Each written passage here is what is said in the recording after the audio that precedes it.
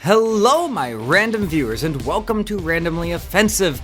Today, I am going to be talking about the media politics behind the Eternals, because I haven't done media politics in quite some time. I've been too busy talking about media science, talking about the Tekken franchise, and also just doing my top 10s and whatever the hell I feel like doing that I'm passionate about.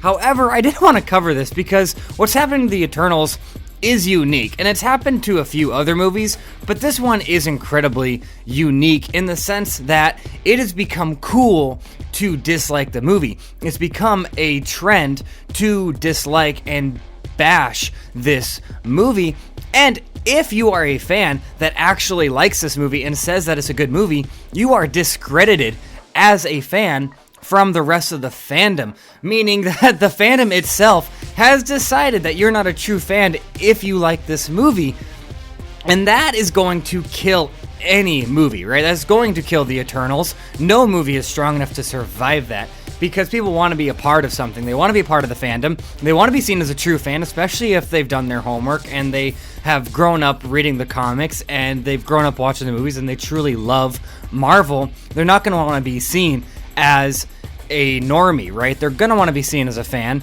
in the fandom, especially if they have something to share and something to provide in that fandom. So it's very interesting what's happening to it, and it's going to kill it. And the M.C.U. is already pretending like this movie doesn't exist, and we're not going to get a sequel. This movie's dead. It's never going to make a comeback. We're never going to get a sequel. It's a dead movie. And everything about it, they said that the movie wasn't about the character arc development. It wasn't more about the story. It was about the graphics and the visuals. Well, we're gonna have to jump into an article to show that that's not carrying them anymore, and the MCU is just ignoring the fact that they ever existed when I read this article. And then I'm gonna jump to another article, because then they said that it was a great movie because it was the first movie to show LGBTQ and represent the LGBTQ in the MCU, and they're completely ignoring that ever happened. The MCU is acting like this movie doesn't exist, and it's not going to make a comeback. The MCU is going to bury it. It's never going to get a sequel. This movie is officially dead. So, with that said, let's hop into an article that I want to cover to really prove and drive home my point that even them focusing all on visual effects and making it a visual, joyful ride when it comes to graphics was either not true or the MCU just doesn't care. So, we have here an article stating that Shang-Chi and the Legend of the Ten Rings receives Oscar nomination for visual effects, meaning they came out in the same year as the Eternals, meaning Shang-Chi is the one getting the nomination for Best Visual Effects, and they're the ones that are potentially going to be the ones getting the Oscar for that, even though the Eternal selling point was their visual effects. That's what they said it was. They put their visual effects above their story, above their character arc development, and they focused more on the visual effects. And even though that was their focus, Shang-Chi, which did focus on story and just making it a fun movie and giving a lesson if you need it and not having a lesson if you don't want it, they had better visual effects than Shang-Chi. And I actually disagree. I don't think that Shang-Chi has better visual effects than the Eternals, but they're the ones getting the nomination, meaning MCU is not even considering the Eternals in any way, shape, or form, even in the visual effects area. They're not the ones getting it. So, the 94th Academy Award nominations were announced early this morning, and one of Marvel's latest superheroes was included in the prestige rollout. For the 2022 Oscars, Marvel Studios' Shang-Chi and the Legend of the Ten Rings received a nomination for Best Visual Effects, honoring those who worked behind the scenes on the film: Christopher Townsend, Joe Farrell, Sean Noel Walker, and Dan Oliver. The Academy Awards ceremony will take place on Sunday, March 27th, and will air live at 8 p.m. And then here we have it right here, the little poster, Academy Award nominee, Best Visual Effects, Shang-Chi and The Legend of the Ten Rings. I'm not going to read this whole article, but that does prove my point that the MCU is burying the Eternals, because this dragon does not look as good. I mean, we can just take a look, click on it and see if I can... No, I cannot. So, but you can just take a look at this dragon. The visual effects on the dragon is not as good as the visual effects as the Celestials in the Eternals, and that is incredibly evident. If you were to compare the two, they do not look... This does not look nowhere near as good as in the Eternals. But this is the one that got the nominee. So, obviously, MCU does not like the Eternals. They don't like how it performed. They don't like the fact that the fandom is considering it to be non-canon in a sense. They're not even... They do not want this to be a movie, and if you like it, you are not a fan, and the MCU can't have that, so they're burying it and giving a nomination that should be going to the Eternals, if I'm being honest. I don't think Shang-Chi should be getting it over the Eternals, but that's exactly what's happening. So yeah, the Eternals is not going to be able to come back from this whatsoever. The second thing that the studios were saying that made the Eternals a great movie was that it was the first representation of LGBTQ community. And a lot of people liked that, and a lot of more people disliked it. And the marketing for it pushing the diversity of it and introducing the LGBTQ community in the movie really harmed the performance, right? A lot of people after the marketing did not want to go see it in theaters, and they waited for it to hit Disney Plus. And now that it's hit Disney Plus, it has become a fad to hate on the movie itself. But they were still saying that if you didn't like it, it was because you were a bigot or so on and so forth.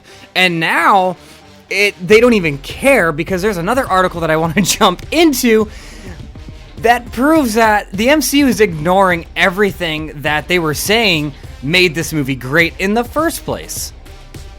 So here we have the article about Thor Love and Thunder saying Tessa Thompson teases Valkyrie's LGBTQ love story in Thor Love and Thunder.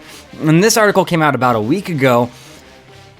Now, in this article, they state that this is the first LGBTQ community representation in the MCU, which it's not the first one. The Eternals have already done it. So they're completely ignoring the existence of the Eternals when it comes to the visual effects, as we showed in Shang-Chi, and now when it comes to the representation of the LGBTQ community, they're completely ignoring it.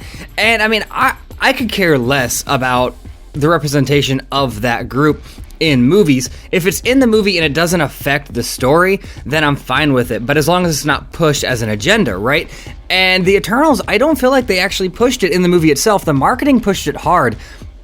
But the movie itself, I don't actually think that representation affected the story. I mean, yeah, we got that gay kiss on screen, but they didn't really delve into it story-wise. They didn't push it as an agenda, and I don't think it affected the movie. Now, I don't know if this Valkyrie LGBTQ thing is going to affect the story of Thor Love and Thunder, and if it doesn't, great. I could care less if it's in there or not, as long as it doesn't affect the story.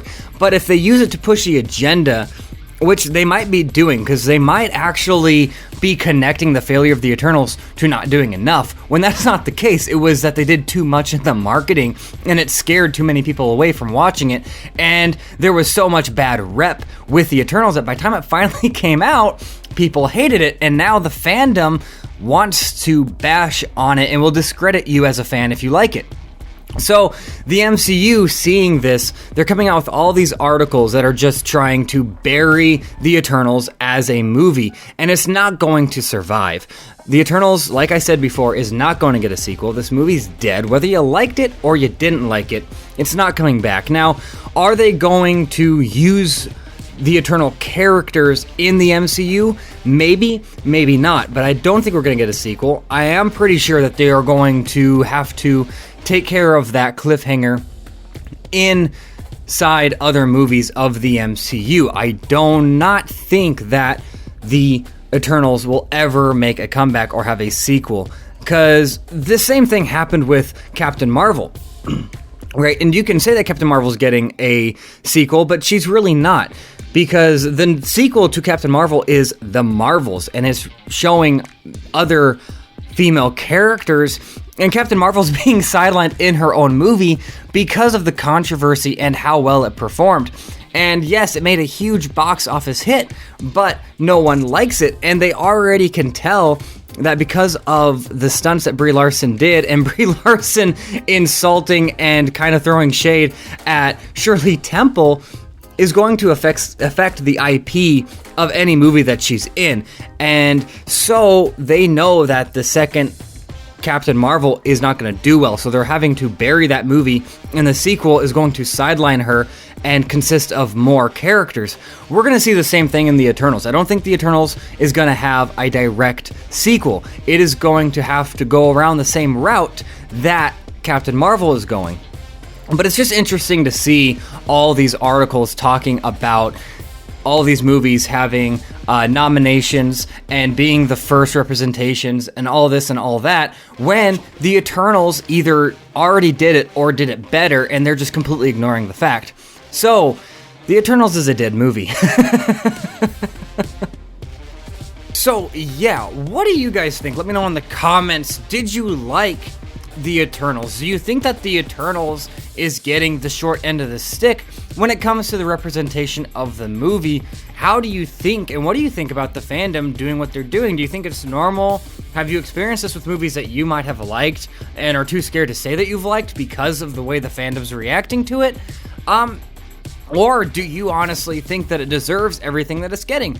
Absolutely, let me know in the comments. That is all I have to say for today. Take care of yourselves. Don't get hit by a meteor. And if you made it this far and you liked hearing what you heard, consider liking, sharing, subscribing. It helps me out a lot. I'm a very small channel. So yeah, take care of yourselves. Bye.